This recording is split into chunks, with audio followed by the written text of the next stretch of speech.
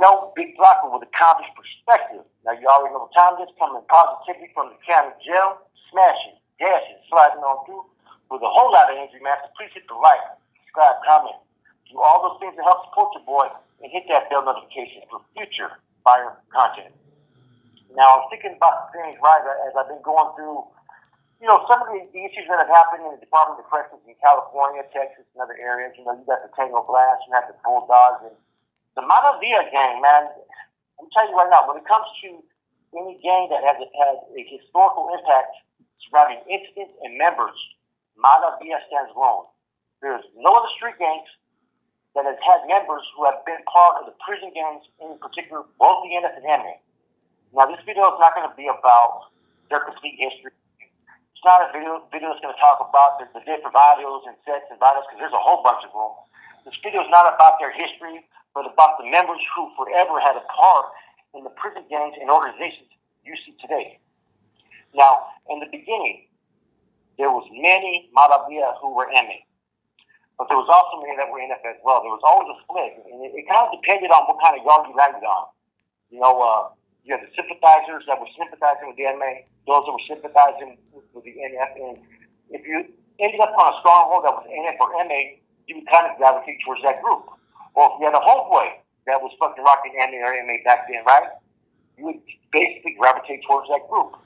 So there was no north or south, so you had people that were either sympathizers or who had joined both the NF and MA that were Maravilla members, Now, it's like the stories that Big told me, right? Big told me that at one time in 1971, I believe it was, 72, that Brockman from Artesia offered to sponsor him into the MA. Okay? So when there was a time period, like I said, in the 60s and 70s, where individuals were getting recruited, whether they're from the north or south, into the NF and MA. And so a lot of people picked and chose to side at that time. But for a while, sometimes you would have a friend that was either a sympathizer or a member, and maybe you were a sympathizer over here. That's just the way it was. And Maravilla had members on both sides. Now, one of the first individuals from Maravilla we're going to talk about is an individual named Louis Araujo. Okay? I believe, no, he wasn't from that. He was from Maravilla for sure. Now, Louis at one time was basically an original Mexican Mafia member.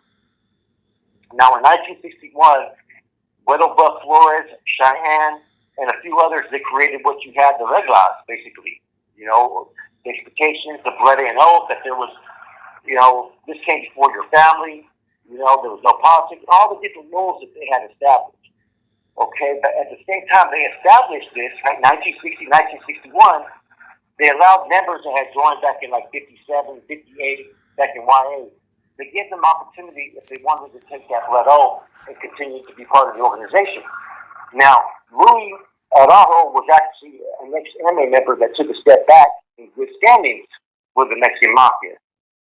Ironically, he later joined the NFF, which was the Nuestra Familia Mexicana, which later just became the NF.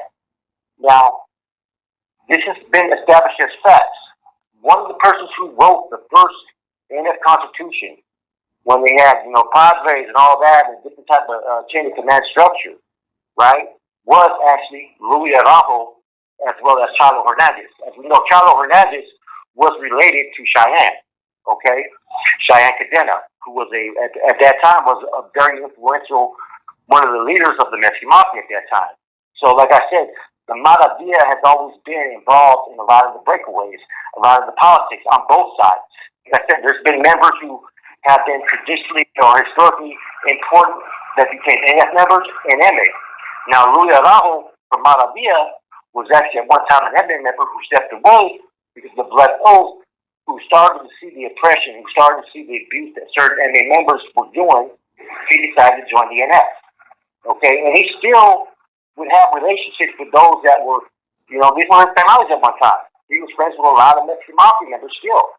And when there was attempts at truce in the 60s and 70s, who do you think that they would talk to a lot? Louis Araujo. Okay, now, before the expulsion of the NF happened, September 15th or September 14th, 1968, when all the incidents happened, when Mad Dr. Diaz got his boots taken and Robot Salas got him and his celly. We all know the story about the boots. Okay, but that was basically triggered by incidents that had happened, months before. And one of the first killings was an individual named Sonny Pena, who was allegedly from Maravilla, as well as New Mexico. Now, apparently the reasons why he was killed was he wasn't paying his dues, right? Somebody had to do something for money and go. Allegedly, he may have been a Mexican Mafia member or worked for the Mexican Mafia. But he was killed February 14th, 1968. Now, this hit kind of rocked the Maravilla very hard. A lot of them felt a certain way because, this was someone that was in good with his hood. And like I said, there was people that were on both sides. But anytime you start to see the murder or the abuse of one of your own, it's going to make people feel a certain way. Kind of like how the Bulldogs later on kind of branched away because of a lot of the conflict they were having with the NF in San Jose and whatnot. Okay, so this happened February 14th, 1968. No, February 14th, 1968, excuse me. Now, another hit that also contributed to this was the hit on Rebel from Bakersfield, who at one time dated Cheyenne's sister and was friends actually with Chalo Hernandez, believe it or not. Like I said, a lot of these individuals were connected in one way or not. Now, we know about the shoe incident. We know that there was the all-out blitz or the war of Asan, as they say, or when there was several individuals and a MA associate or MA member named Cricket Gallegos got killed. Now, there was to be three groups that were supposed to take place when the NF declared war against the Mexican Mafia at that time. Okay? One, the NF was supposed to move first. Second was the Maravilla car. And the third was the El Paso tip car. This was back in 1968, as we know. And it wasn't just the NF that was supposed to be involved in these waves to attack those that were sympathizing or members of the NA. It was actually Maravilla, which was a street gang, and, like I said, the El Paso tip. Okay? So as you can tell, for these two incidents, right, you can tell the major impact that Maravilla had. Maravilla was so upset over that killing that they were willing to back the NF when they declared war against oppression and abuse by the NA. Now, during peacetime, as we know, like there was a lot of peacetime that was going on, and Cheyenne got transferred from Folsom to go talk with Joker from a Joker that he had used from the past, practice from Fresno, Masana. All those individuals were there in Chino, and that basically had a stronghold basically in Chino at that time. Now, in the process of Cheyenne trying to make peace between the NF and MA, there's one major incident that ended up happening days before Cheyenne made his death. Now, Cheyenne had made his peace with the NF that were there so that nothing was going to happen to anybody because at that time there was a lot of people that got killed. And Diamond got killed, I think, on last yard of Susanville. Another individual got killed, what's his name? Got killed in Tehachapi. There was a lot of individuals. Those who got killed in Soledad. So there was a lot of hits that happened, man. And, the NF was starting to lose a little bit of morale, but this was their last chance at peace. Because basically it was about to crack off. I think at that time, Blanco from Artesia just got killed. And, they tried to get Mike Buff and a couple of individuals from Compton, and it was basically cracking off statewide. So Cheyenne had a vision, and a lot of us have all said that Cheyenne's vision for peace would have always been a good thing. But not every member felt the same way about that.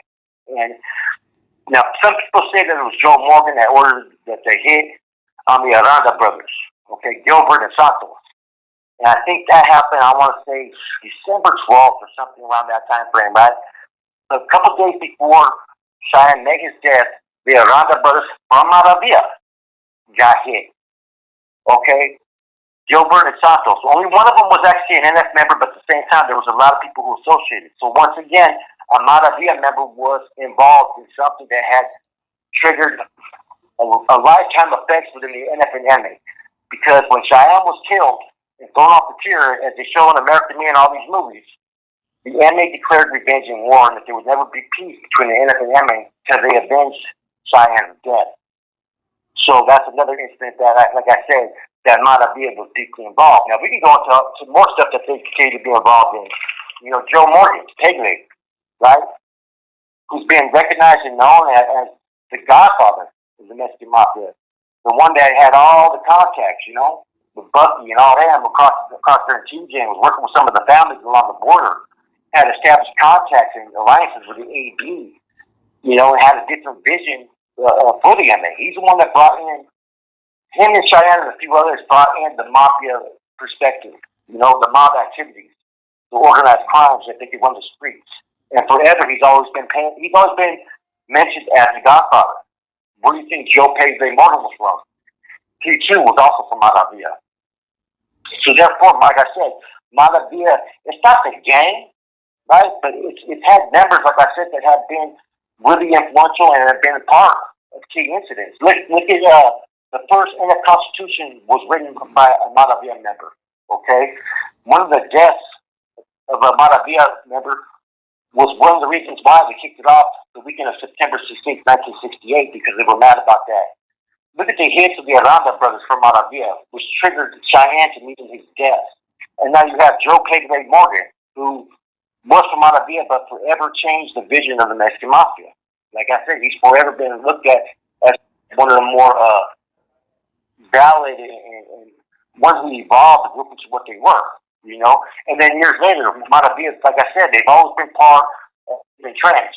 They were one of the first hoods that refused to acknowledge the Presse, acknowledge to fall under taxes and push back against the MA. So they forever have always been trendsetters or involved in things that have pretty much made history. Without these incidents that happened, right, there's no other gang that's had more members that have been involved in these activities that have shaped California prison politics the way that they are today than the Maravilla.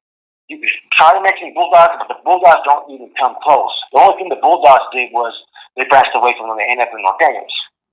The Maravilla had influence on all sides, whether it was the NF, MA, and whatnot. Look at just those issues that I've mentioned. Cheyenne would have never got killed if the Aranda brothers weren't hit.